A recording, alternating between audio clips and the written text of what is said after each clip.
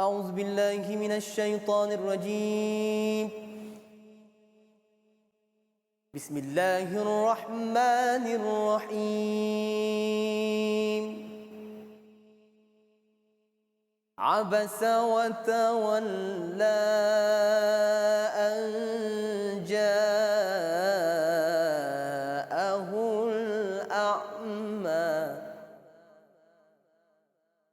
وما يدريك لعله يزكى أو يذكر فتنفعه الذكرى.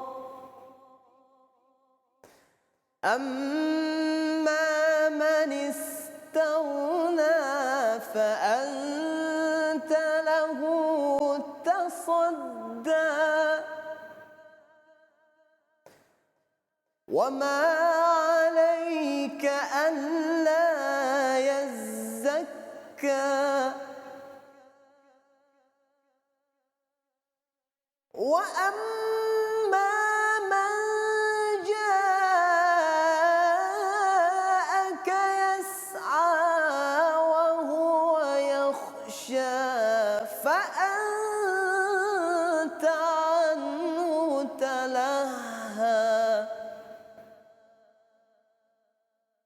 كلا إنها تذكرة فمن شاء ذكره في صحف مكرمة مرفوعة مطهرة بأيدي سفرة كرام بررة. قتل الإنسان ما أكفره من أي شيء خلقه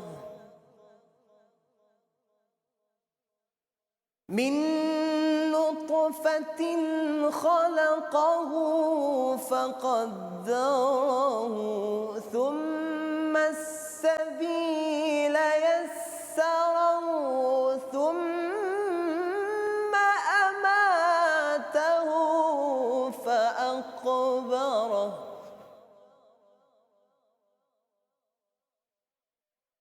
ثم إذا شاء أنشره كلا لما يقض ما أمره فلينظر الإنسان إلى طعامه أنا صببنا الماء صبا ثم شققنا الأرض شقا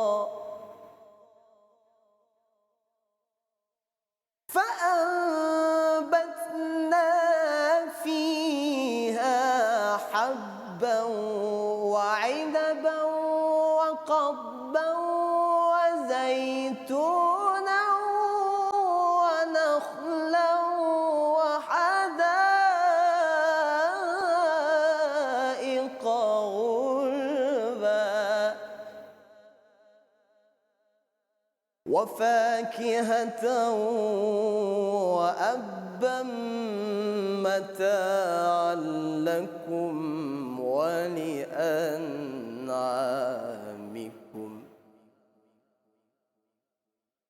فإذا جاءت الصاخة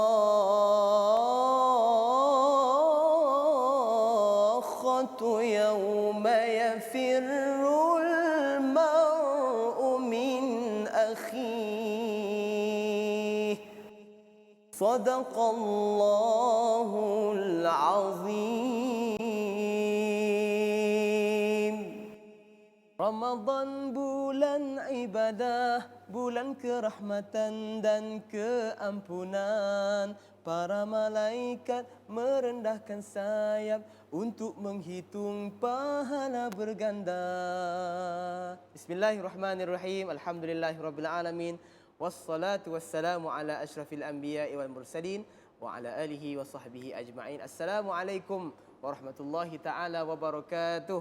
Kembali bertemu dalam rancangan Kalamullah, tak tengok rugi, tak baca lagi rugi. Alhamdulillah, apa khabar para penonton yang setia menantikan setiap hari sepanjang Ramadan ni bersama dengan Kalamullah. Terima kasih. Hari ini dah pun masuk ke Ramadan yang ke-21. Kejap je, berjam cedik. Okey, hari ini kita cerita pasal peristiwa Ahzab, peperangan yang berlaku pada zaman Rasulullah sallallahu alaihi wasallam yang turut disertai Nabi.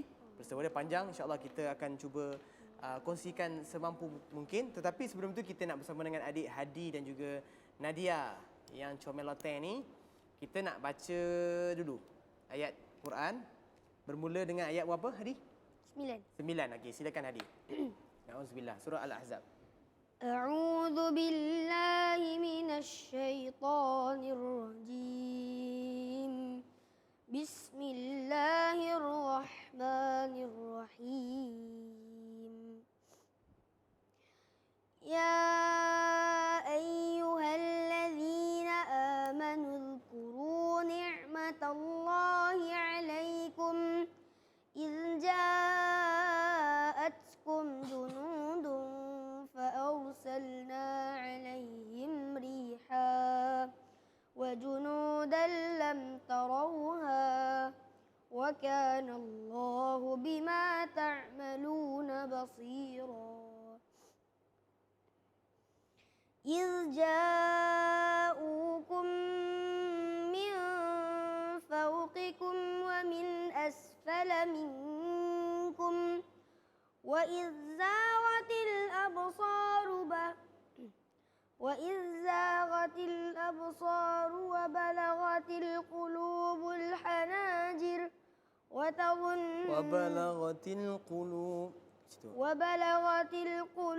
الحناجر وتظنون بالله الظنونا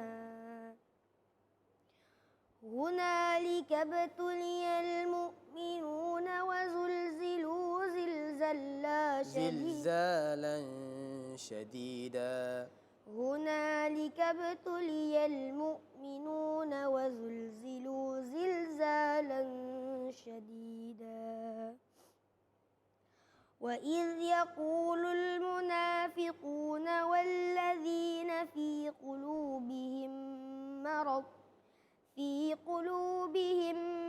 مرض ما وعدنا الله ورسوله إلا غرورا وإذ قالت طائفة منهم يا أهل يثرب لا مقام لكم فارجعوا ويستأذن فريق منهم النبي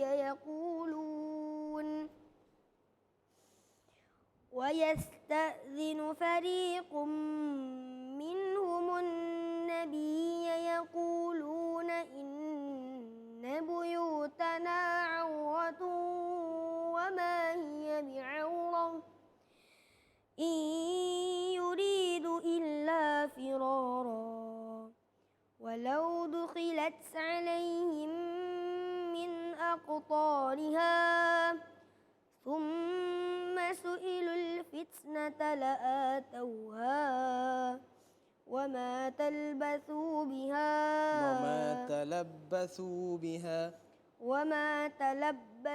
بها إلا يسيرا صدق Allahul Azim. Okey, adik Nadia sudah sambung. A'udzu billahi minasyaitonir rajim.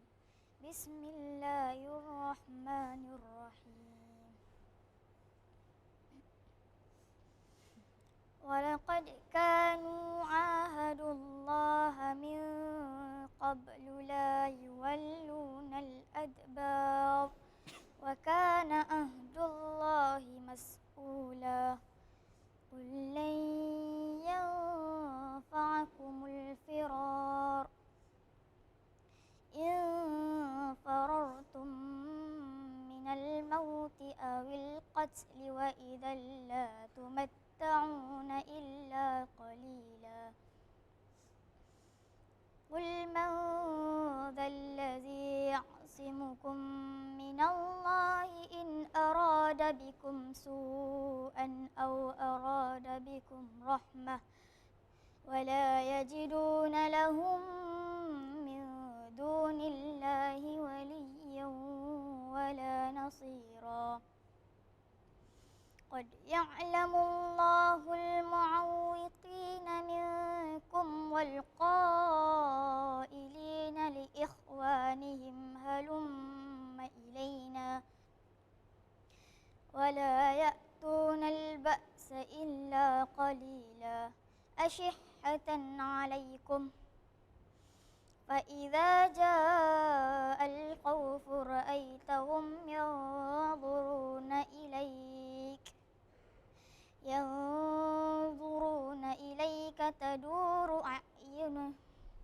تدور أعينهم كالذي يغشى ينظرون إليك تدور أعينهم كالذي يغشى عليه من الموت فإذا ذهب الخوف سلقوكم بألسنة حداد أشحة على الخير أولئك لم يؤمنوا فأحبط الله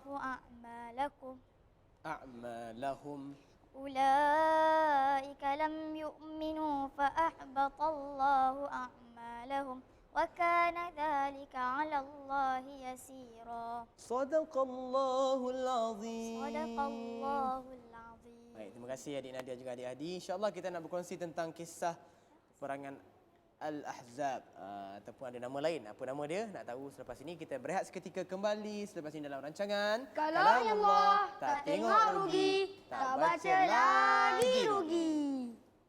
Banyakkan iktikaf di 10 akhir Ramadan. Lailatul Qadar berlaku di malam itu. Kita akan mendapat pahala yang besar seperti beribadah 1000 bulan.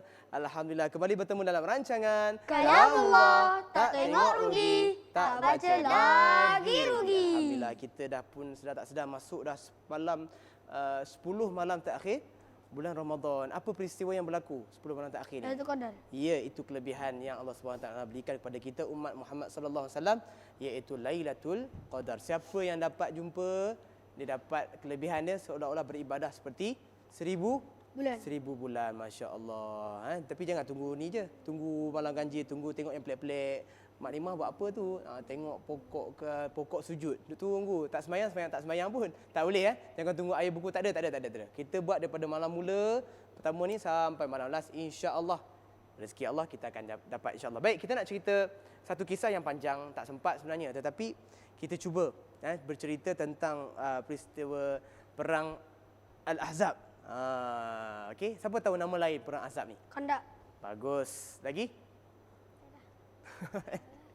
Okey, tak apa, bagus tu. Dia ada dua nama perang Ahzab ataupun perang Khandaq, ataupun dinamakan perang Parit. Kenapa? Kita akan cerita sebab dia. Baik. Dia ulama mengatakan perang Ahzab atau perang Khandaq ni berlaku pada tahun ke-5 Hijrah, ada yang mengatakan 4 Hijrah. Ketika tu bulan Syawal, nak raya ni. Okey. Jadi pada ketika itu berlaku disebab dia ada sebab-sebab dia. Perang Ahzab ni terjadi disebabkan perasaan dengki ataupun tidak puas hatinya Bani Nadir, nama satu golongan orang-orang Yahudi ni, Bani Nadir dan juga Bani Wa'il, kalau tak salah Ustaz. Okey. Mereka ni dihalau Nabi SAW keluar daripada Madinah. Kan? Bila dia kena duduk luar Madinah, ya saya. Perang Ahzab ni melibatkan siapa? Melibatkan siapa? Okey, bagus. dia melibatkan antara kaum Yahudi, segelintir kaum Yahudi ni yang tadi yang tak puas hati ni, dan disebabkan tak puas hati mereka ni nak perang dengan Nabi SAW, dia pergi jumpa kaum musyrikin yang hari tu datang untuk lawan perang Uhud dan juga perang Badar. Okey, kaum musyrikin di Mekah kan. Jadi maka kaum Yahudi ni pergi jumpa dengan kaum musyrikin disebabkan nak membalas dendam untuk dengan Nabi dan juga Nabi SAW dan juga umat Islam di Madinah ketika itu. Bukan itu saja, juga melibatkan puak yang ketiga, Bani Ghatafan. Okey, kaum Ghatafan iaitu kaum Arab, kabilah Arab di Mekah juga. Maka bergabung, sebab tu dinamakan perang Ahzab. Sebab perang Ahzab ni perang gabungan di antara beberapa kelompok ataupun kumpulan. Jadi gabungan yang ramai itu sehingga mencecah dia punya jumlah tentera dia agak-agak berapa? 10,000. Bagus, 10,000. Kalau sebelum ni perang Badar baru 3,000. perang Badar baru 1,000. Oh, 1,000. Perang Badar 1,000 je. Dan perang Ahzab ni berlipat-lipat kali ganda jadi sampai 10,000. Ketika itu umat Islam di Madinah baru mencecah 3,000. Disebabkan tidak puas hati itu maka bergabunglah mereka, dan selepas itu Nabi SAW mendapat berita yang akan datangnya satu kumpulan yang besar untuk memerangi mereka di Madinah. Jadi apa Nabi SAW buat? Wasyawirhum fil amr. Nabi SAW bermesyuarat dengan para sahabat dia. Nabi tanya, apa pendapat, macam mana kita nak lawan dengan kekuatan yang besar ni? Maka bangunlah Salman Al-Farisi, seorang sahabat Nabi, Salman Al-Farisi, yang mencadangkan kepada Nabi SAW, ya Rasulullah, apa kata kita buat parit? Kita buat parit kerana ketika kita orang, tak ada, dia kata ketika kami berada, adat kebiasaan di Parsi, dia berasal daripada Parsi. Okey, berasal daripada di Parsi mereka menggunakan taktik dalam peperangan, menggunakan parit yang besar. Dan sejarah Arab ataupun adat orang-orang Arab ni tak pernah berperang menggunakan strategi begitu. Maka Nabi SAW terima tak? Nabi SAW menerima pandangan para sahabat dia. Dan ini menunjukkan bahawa Nabi SAW tidak mengikut kata Nabi je. Korang kena ikut cakap aku. Tak. Nabi kata kita boleh berbincang. Mana yang Allah SWT setuju dan Nabi setuju, kita jalankan. Jadi pendapat itu diterima. Sebab itu dinamakan perang Khandaq bermaksud parit yang besar. Jadi sebelum datangnya pihak musuh, apa Nabi SAW dan para sahabat buat? Mereka keluar beramai-ramai untuk menggali parit. Okey. Jadi dalam peristiwa menggali parit ini, parit yang sangat besar, memerlukan masa yang agak lama, memerlukan tenaga yang ramai. Lalu Nabi SAW dia tidak membiarkan para sahabatnya saja gali parit. Dia sendiri bersama. Nabi sendiri pun turun bersama. Sampaikan dalam hadis menyebut sehingga tanah-tanah ni terkena pada badan Nabi SAW. Terkena badan Nabi SAW sehingga penuh bulu-bulu dada Nabi SAW yang mulia. Jadi Nabi SAW bersusah payah untuk menggali parit. Berlaku pelbagai peristiwa. Ketika mana mereka menggali parit, Nabi SAW turun ke dalam parit itu dalam keadaan bila terselak baju Nabi, nampak Nabi SAW ni dalam keadaan lapar. Okey, para sahabat ni semua dah lama tak makan sebenarnya. Berbulan-bulan tak makan. Nabi SAW pun turut tak makan. Bukannya mereka yang berlapar, Nabi sendiri. Sebab sahabat sahabat Nabi Jabir radhiyallahu anhu, dia nampak dekat perut Nabi diikat batu. Sebab tanda apa? Tanda Nabi nak bagi tahan lapar, subhanallah. Disebabkan dia sedih itu, dia balik rumah dia, kan? Dia jumpa isteri dia. Dia kata, masaklah apa yang ada. Dia ada kat rumah dia ada kambing kecil, dia seekor. Coba kambing je. Ada kambing, kemudian ada sedikit roti. Maka dia suruh isteri dia masak, dia datang pada Nabi, ya Rasulullah, dekat rumah aku ada sikit kambing dan ada sikit roti untuk beberapa orang saja. Maka ajaklah beberapa sahabat. Apa Nabi buat? Nabi tidak pentingkan sendiri. Dahlah Nabi turun buat kerja sama. Nabi ajak, wahai ahli Khandaq, Jabir dah masak kambing, jom kita makan ramai-ramai. Nabi ajak semua. Maka Jabir pun cuak tak cuak. Alamak, mana cukup ni kan. Jadi di sini Allah menunjukkan bahawa mukjizat Nabi, tawakalnya Nabi pada Allah dan tawakal berimannya mereka dengan Nabi datang beramai-ramai. Maka apa kata Nabi? Jangan turunkan daripada periuk itu sehingga aku datang. Bila Nabi SAW datang ke situ, Nabi pun mendoakan keberkatan dan dipendekkan cerita, beribu-ribu orang yang buat kerja tu semua boleh makan. Itu mukjizat Nabi SAW. Malah Jabir kata lepas dah semua kenyang hingga tambah beberapa kali, tak luak pun lauk tu. Itu mukjizat Nabi SAW. Nabi boleh minta doa apa, tetapi Nabi tidak pernah minta untuk jadi kaya, kerana Nabi menunjuk ikhlas nak berdakwah kepada kita. Baik, dipendekkan cerita, datangnya kaum kafir untuk berperang dengan umat Islam. Tengok parit yang besar, semua tak boleh lintas. Maka mereka berkemah di depan parit itu, di luar Madinah sebulan. Tunggu sebab nak cari jalan macam mana nak masuk. Ada yang dia lawan panah memanah je daripada sini sampai ke sini, kan? Lawan panah, maka tak boleh nak masuk Madinah. Tak boleh nak masuk Madinah. Kemudian berlakunya pengkhianatan dan sebagainya, kita pendekkan cerita. Berlakunya pengkhianatan Bani Quraizah yang Nabi perintahkan untuk mereka jaga dari belakang, dan juga di situ pertolongan Allah Subhanahu Wa Taala pun datang. Apa pertolongan Allah? Allah Subhanahu Wa Taala akhirnya datangkan ribut taufan yang sangat sejuk, yang sangat kuat sehingga memusnahkan mereka. Allah sebut dalam Al-Quran, Allah kata, ya ayyuhallazina amanu dzkuru ni'matallahi 'alaikum. Wahai orang-orang yang beriman, ingatlah ketika mana nikmat Allah Subhanahu Wa Taala datangkan kepada kamu. Allah kata Allah bantu kamu dalam perang Ahzab, izja'atkum junudun fa arsalna 'alaihim riha. Ketika mana Allah datangkan tentera Allah Subhanahu Wa Taala yang kamu tidak nampak, fa arsalna 'alaihim riha wa junudan lam taruha. Allah utuskan angin ribut taufan yang sangat kuat dan tentera malaikat yang membantu yang kamu tidak boleh nampak. Allah kata, wa kana Allahu bima ta'maluna basira. Dan Allah Maha melihat, Allah Maha mengetahui apa yang kamu lihat. Jadi di sini pengajaran kita ambil selepas nak tawakal dan juga berusahanya Nabi dan juga para sahabat untuk berperang, kemudian bertawakal, berdoa pada Allah Subhanahu Wa Taala, maka Allah datangkan bantuan. Kenapa Nabi sallallahu alaihi wasallam tak payah buat apa, relax je. Dia orang datang, kita doa. Datang doa, terus mati. Betul? Boleh tu. Nabi boleh je nak buat macam tu, tapi kenapa Nabi sallallahu alaihi wasallam usaha gali parit, usaha berlapar-lapar sebab nak berperang? Agak-agak sebab apa? Sedangkan Nabi boleh je berdoa. Itu menunjukkan bahawa Nabi nak ajar kepada kita yang kita ni kena berusaha, dan doa ini sepanjang usaha, dan juga tawakal dan doa ni sepanjang usaha sampailah kita mendapat kemenangan daripada Allah Subhanahu Wa Taala. Maka kalahlah tentera Ahzab itu ditiup angin taufan. InsyaAllah, wallahu alam. Sekadar itu sahaja ceritanya. Panjang lagi boleh baca dalam sirah-sirah kita. Mudah-mudahan kita mendapat iktibar dan pengajaran. Terima kasih pada adik Hadi dan juga adik Nadia. Terima kasih pada para penonton yang terus setia bersama dengan Kalamullah. Jangan lupa like Facebook Kalamullah TV3. Jumpa lagi. Wabillahi taufiq wal hidayah. Wassalamualaikum warahmatullahi wabarakatuh. Teruskan bersama Kalamullah, tak tengok rugi, tak baca lagi rugi.